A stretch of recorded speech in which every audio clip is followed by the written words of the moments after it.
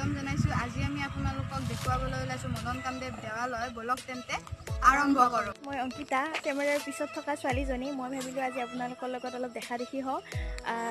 প্ৰথমতে ডিছক্লেইমাৰ দি ল'ম যে ময়ো চব কথা নাজানো। ভিডিঅ'টোত দেখুওৱা বহুত কথা হয়তো মই নাজানিবও পাৰোঁ, ভুল কৰিও ক'ব পাৰোঁ। গতিকে সেইখিনি শুধৰাব আপোনালোকে, কমেণ্ট কৰি নিশ্চয় জনাব। আৰু যদি মই কিবা নজনাৰ কথা আছে যিটো মই ভিডিঅ'ত দেখুৱাইছোঁ আৰু মই নাজানো বুলি কোৱা গৈছে, তেনেহ'লে আপোনালোকে নিশ্চয় কমেণ্টত জনাওক, মই জানিব বহুত ইচ্ছুক। আৰু মই কেৱল আপোনালোকৰ লগত দেখা দেখি হ'ব এইখিনি সময় আপোনালোকৰ আগত আহিলোঁ। বাকীখিনিতো মই আগতে কোৱাৰ দৰে হিয়া আৰু দলিয়ে আগুৱাই লৈ যাব। মই বিৱৰণ দি যাই থাকিম। আশা কৰিছোঁ আপোনালোকে শেষলৈকে চাব ভিডিঅ'টো। আৰু যদি ভাল লাগে তেনেহ'লে লাইকটো নিশ্চয় কৰিব। আৰু যদি বিচাৰে এনেকুৱা ভিডিঅ' আৰু চাব তেনেহ'লে ছাবস্ক্ৰাইব কৰিব চেনেলটো, কাষতে থকা বেল আইকনটো প্ৰেছ কৰিব। আৰু যিমান পাৰে সিমান শ্বেয়াৰ কৰক, যাতে যিসকলে দেখা নাই ঠাইখিনি সেইকেইজন মানুহেও দেখক, চাওক আমাৰ ভিডিঅ'টো, আৰু তেওঁলোকৰ পৰাও আমি যাতে মৰম পাওঁ সেইটোৱে আমি বিচাৰিছোঁ। এতিয়া আমি যাম মদন কামদেৱ দেৱালয়। মদন কামদেৱ দেৱালয়ত নিশ্চয় আমাৰ ঘৰৰ পৰা মদন কামদেৱ দেৱালয়লৈকে বহুত এটা দীঘলীয়া ৰাস্তা, গতিকে গোটেইখিনি ডিটেইলছত কৈ যাওঁতে নিশ্চয় বহুত দীঘলীয়া হ'ব ভিডিঅ'টো। গতিকে দুটা পাৰ্ট আমি নিশ্চয় কৰিব চেষ্টা কৰিম। আৰু ফাৰ্ষ্ট পাৰ্টটোত মই দেখুৱাব বিচাৰিম যিখিনি জড়িত কথা মদন কামদেৱ দেৱালয়ৰ লগত, কেনেকৈ আমি যাব লাগিব মদন কামদেৱ দেৱালয়লৈকে, বা এনেকুৱা যিখিনি বস্তু আছে গুৰুত্ব মানে জড়িত হৈ আছে মদন কামদেৱ দেৱালয়ৰ লগত। আজি ফাৰ্ষ্ট পাৰ্টটোত সেইখিনিয়ে থাকিব, আৰু ছেকেণ্ড পাৰ্টটোত থাকিব মদন কামদেৱ দেৱালয়ৰ আচল কথাখিনি, মানে গোটেই দেৱালয়খনৰ টুৰটো। গতিকে আশা কৰিছোঁ আপোনালোকে দুটা ভিডিঅ' চাব। এইটো ভিডিঅ'ৰ তলত মই ছেকেণ্ড ভিডিঅ'টোৰ লিংকটো নিশ্চয় মানে ডিছক্ৰিপশ্যনত নিশ্চয় দি দিম, আপোনালোকে চাব নাপাহৰিব। ব'লক তেন্তে আমি আৰম্ভ কৰোঁ।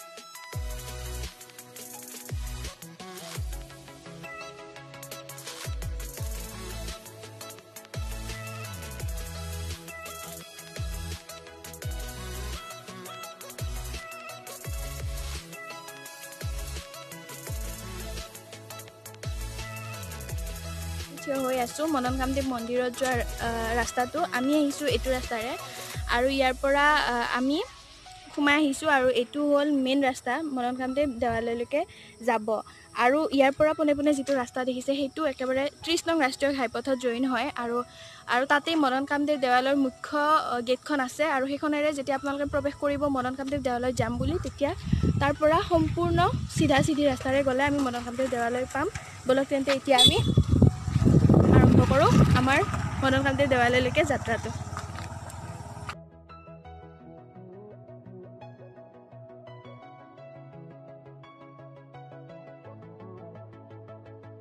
মদন কামদেৱ হাইস্কুল, আৰু এইখন অতি পুৰণি স্কুল। ইয়াতে হাইস্কুলৰ শিক্ষাদান কৰা হয়, LP স্কুলো আছে বাৰু। এই গোটেইখিনি এই স্কুলখনত আছে, আমাৰ নিচেই ওচৰতে। আৰু মদন কামদেৱ ঠাইখিনিৰ নাম মদন কামদেৱ কাৰণে স্কুলখনৰ নামো মদন কামদেৱ। গতিকে আপোনালোকে গম পাইছে, ইয়াৰ পৰা আৰু অলপ দূৰ গৈ আমি মদন কামদেৱ দেৱালয় পাম। ব'লক তেন্তে আমি বাকীখিনি ভিডিঅ' আৰম্ভ কৰোঁ। সোণাৰু ফুলৰ গছ, আৰু সোণাৰু গছ আপোনালোকে দেখিছে নাই জনাব কমেণ্ট কৰি। নিশ্চয় দেখিছে। আৰু সোণাৰু ফুল মোৰ বহুত প্ৰিয়, কিন্তু মই হালধীয়া কালাৰটো ভাল নাপাওঁ, কিন্তু হালধীয়া হ'লেও ফুলৰ ডিজাইনটো মোৰ বৰ প্ৰিয়। আৰু অকল বসন্ত ঋতুতে এইটো পোৱা যায়। কৃষ্ণচূড়া, ৰাধাচূড়া, সোণাৰু এইকেইডাল গছ কেৱল বসন্ত ঋতুতে ফুলে, আৰু সেইটো কাৰণে পৰিৱেশটো বেছি ধুনীয়া হৈ থাকে। আৰু ওচৰে পাজৰে থকা পৰিৱেশখিনিও খুব ধুনীয়া, গোটেই পথাৰ, আৰু দূৰত আছে পাহাৰ। আপোনালোকে যদি দেখিছে, আমি ওচৰত গৈ আছোঁ, আৰু সেইখন পাহাৰ মদন কামদেৱ পাহাৰৰ লগত সংলগ্ন। আৰু আপোনালোকক দেখুৱাম ভাল ভাল ঠাই, আপোনালোকে ভিডিঅ'টো চাই থাকিব।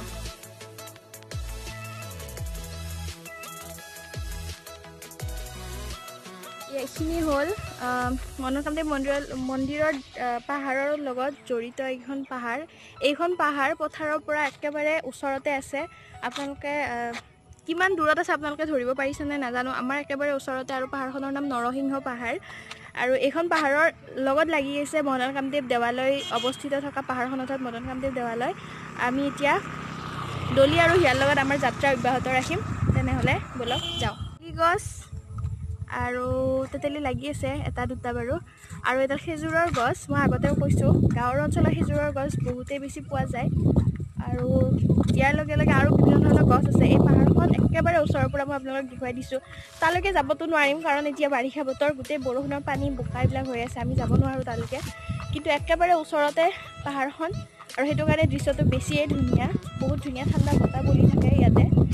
আৰু ইয়াৰ পৰা পোনে পোনে আপোনালোকে চাব পাৰে সেইখন মদন কামদেৱ মন্দিৰ অৱস্থিত হৈ থকা পাহাৰখন মদন কামদেৱ পাহাৰ।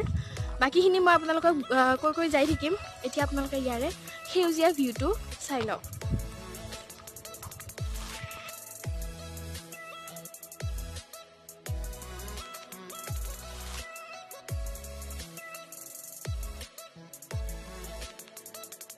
আৰু আপোনালোকে দেখিছে চাগে ইয়াতে আছে ম'হ। আপোনালোকে ম'হ দেখিছেনে নাই সেইটো কমেণ্ট কৰি জনাব। গাঁৱৰবিলাকে নিশ্চয় দেখিছে, কিন্তু টাউনৰ মানুহবিলাকে খুব কমেই দেখিব ম'হ। ইয়াতে আনি চৰাই আছে, ম'হ দুটা আছে। আপোনালোকে যদি দেখিছে ভালকৈ, আমি ওচৰত যাব নোৱাৰোঁ পানী থকাৰ কাৰণে। আৰু মই ভাবিলোঁ আপোনালোকক এইটো দৃশ্য দেখুৱাই দিওঁ। ব'লক এতিয়া আগলৈ যাওঁ। আৰু হিয়াই চাই আছে এইখন পাহাৰ, আৰু তাৰ লগত আছে সেই ৰবৰৰ বাগান। আমি ইয়াৰ আগৰ ভিডিঅ'টোত দেখুওৱা ৰবৰৰ বাগানখনৰ লগতে সংলগ্ন এইখনো, কিন্তু আমি এইখিনিত আহিব পৰা নাছিলোঁ, কাৰণ মাজত বহুত এনেকুৱা বাধা বুলিয়ে ক'ব লাগিব, বোকা আছে, জেওৰা আছে, যিবিলাক আমি পাৰ হ'ব নোৱাৰিলোঁ। এইখন বেছি ডাঙৰ বাগান, এই গোটেইখিনি ৰবৰৰ বাগানেই হয়। কেতিয়াবালৈকে যদি পাওঁ আমি চান্স, তেনেহ'লে নিশ্চয় আপোনালোকক ভ্লগ কৰি দেখুৱাম সেইখন ৰবৰৰ বাগানো। এতিয়া আমি বেছি দূৰ নাই, আৰু অলপমান গ'লে আমি মদন কামদেৱ দেৱালয়ৰ আন এখন মুখ্য দুৱাৰ পাম। তাৰ পৰা আমি মদন কামদেৱ দেৱালয়ত সোমাম। তাৰ পৰা আপোনালোকক দেখুৱাই আছোঁ, আপোনালোকে চাই থাকক।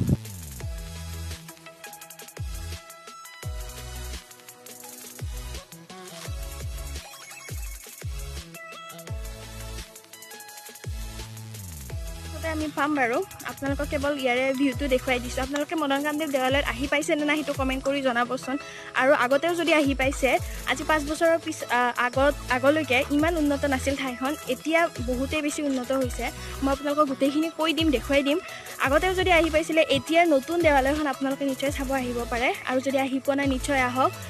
বহুত পুৰণি এখন দেৱালয়, আৰু ইয়াতেও বহুত কাহিনী আছে, তথাকথিত কাহিনী আমিও শুনিছোঁ। যিখিনি পাৰোঁ আপোনালোকক শুনাম, জনাম। আপোনালোকে কেৱল আমাৰ ভিডিঅ'টো শেষলৈকে চাব।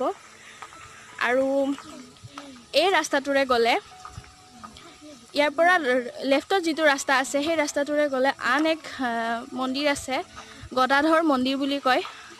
সেইটোৰ ভ্লগ আজি নবনাওঁ।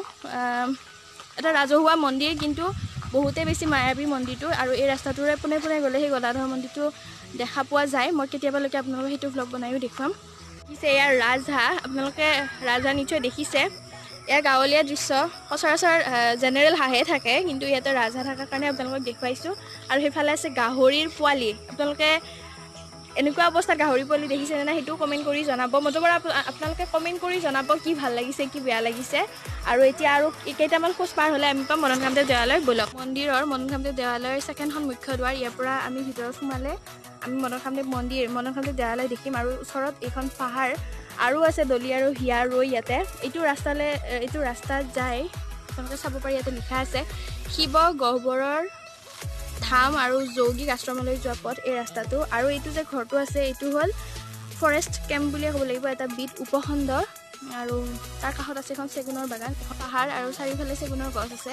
সিপাৰেও ডাঙৰ ডাঙৰ পাহাৰ আছে, আপোনালোকক দেখুৱাব চেষ্টা কৰিম কেতিয়াবালৈকে। এইটো ৰাস্তাৰে গ'লে আমি আৰু কেইখনমান গাঁও পাম, ভিতৰখলা, বৰমূলা, এনেকুৱা নাম আছে। আপোনালোকে হয়তো শুনিছে, নুশুনিবও পাৰে। কেতিয়াবালৈকে তাৰেও ভ্লগ বনাম, আপোনালোকে ভালদৰে চাই ল'বৰ কাৰণে। আৰু আমি কৈ দিওঁ, বাইহাটা চাৰিআলিত 2খন ৰাস মহোৎসৱ হয়। এখনটো মই আপোনালোকক দেখুৱালোঁ, আৰু এই ৰাস্তাটোৰে পোনে পোনে গ'লে আন এখন ৰাস হয়, অতি ওচৰতে আছে সেইখনৰো ভ্লগ বনাম। কেৱল আপোনালোকে আমাৰ চেনেলটো ছাবস্ক্ৰাইব কৰি থ'ব, যাতে আহিবলগীয়া এনেকুৱা ধৰণৰ ভিডিঅ'বিলাকৰ ন'টিফিকেশ্যন অতি সোনকালে আপোনালোকে পায়। এতিয়া আমি যাম মদন কামদেৱ দেৱালয়ৰ ফালে। ব'লক তেন্তে আমি আগবাঢ়োঁ।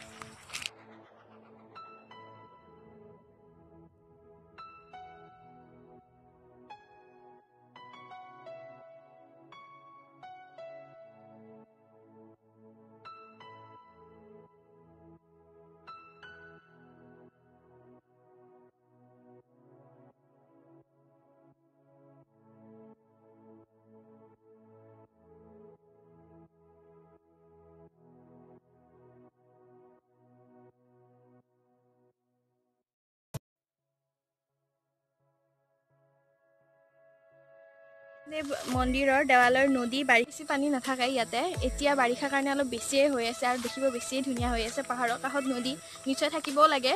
আমি আঁকি থকা প্ৰাকৃতিক দৃশ্যবিলাকত সেইটোতো থাকেই। আৰু এয়া একদম লাইভ প্ৰাকৃতিক দৃশ্য আপোনালোকক দেখুৱাই আছোঁ। বহুত দূৰত আছে পথাৰতো পানী একদম ভৰ্তি হৈ আছে, কাৰণ বৰষুণ নন ষ্টপ দি আছে এইকেইদিন। আৰু এতিয়া এই পাহাৰখনৰ তলতে আছে নদীটো ক'ৰ পৰা সৃষ্টি হৈছে কি ইমান মই ক'ব নোৱাৰিম বাৰু, কিন্তু কেতিয়াবালৈকে কাৰোবাৰ পৰা সুধি মেলি মই আপোনালোকক নিশ্চয় জনাম, কাৰণ নদীখন সঁচাকৈ ধুনীয়া। আৰু তাৰ কাষত যিটো ৰাস্তা আছে সেইটোৰে আমি ভিতৰখলা বুলি মই যিখন গাঁও বুলি ক'লোঁ সেইখন গাঁৱলৈ যাব পাৰি। মদন কামদেৱ মন্দিৰৰ যিখন পাহাৰ আছে সেইখন পাহাৰৰ ঠিক পিছতে সেই গাঁওখন অৱস্থিত, কিন্তু বেলেগ এটা ৰাস্তাৰে যাব লাগে। আৰু এইটো ৰাস্তা মই কেতিয়াবালৈকে আপোনালোকক নিশ্চয় দেখুৱাম। মই মদন কামদেৱ দেৱালয় এই 5 বছৰত যে বহুতেই বেছি উন্নতি হোৱা বুলি কৈছোঁ। মদন কামদেৱ দেৱালয়ত আগতে 5 বছৰ আগতে খোৱা পানীৰ ব্যৱস্থা নাছিলে, আৰু এতিয়া সেই খোৱা পানীৰ ব্যৱস্থাও হৈছে। অৰ্থাৎ ইয়াতে যিসকলে আগতে আহিছে তেওঁলোকে হয়তো ক'ব যে মদন কামদেৱত পিকনিক প্লেচ হিচাপে ঠিকে আছে, কিন্তু তাতে পানীৰ ব্যৱস্থা নাই, সুব্যৱস্থা নাই খোৱা পানীৰ। কিন্তু এতিয়া সেইবিলাক একো মানে অসুবিধা নহয়, গোটেইখিনি ব্যৱস্থা মদন কামদেৱ দেৱালয়ৰ কমিটিয়ে কৰি দিছে। আৰু লগতে বহুত এনেকুৱা বেলেগ চেঞ্জেছ হৈছে দেৱালয়খনত, মই আপোনালোকক দেখুৱাই গৈ থাকিম। আপোনালোকে নিশ্চয় আহক এবাৰ চাবৰ কাৰণে। মই ওপৰে আপোনালোকক টুৰ দিছোঁ, ভিতৰত জানিবলগীয়া আৰু বহুত কিবা কিবি থাকিব। আৰু দলি আৰু হিয়াই আজি অলপ বেছি দূৰতে গৈ আছে মোৰ পৰা, কাৰণ সিহঁতে কেৱল ইয়াৰে দৃশ্য লৈ আছে। ৰাস্তাটোৰ দুফালে আছে দুটা পিকনিক প্লেচ।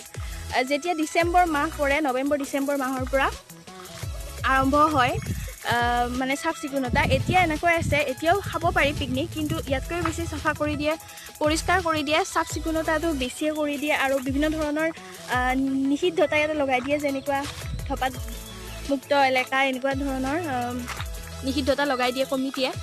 আৰু ডিচেম্বৰ মাহৰ পৰা কমেও জানুৱাৰী ফেব্ৰুৱাৰী মাহলৈকে এইখিনি ধুনীয়াকৈ চাফা হৈ থাকে। আৰু তাৰপিছত যেতিয়া পিকনিকৰ বতৰ হৈ নাথাকে তেতিয়া এইবিলাক আকৌ আগৰ নিচিনা হৈ পৰে। তথাপিতো খুব ধুনীয়া, কাৰণ আমি সেউজীয়া পৰিৱেশেই ভাল পাওঁ, বহুতেই ভাল পায় সেউজীয়া পৰিৱেশ। ময়ো ঠিক তেনেকৈ বহুতেই বেছি ভাল পাওঁ, যিহেতু পাহাৰৰ ভিতৰৰ এলেকা, গতিকে সেউজীয়াটো হ'বই লাগিব।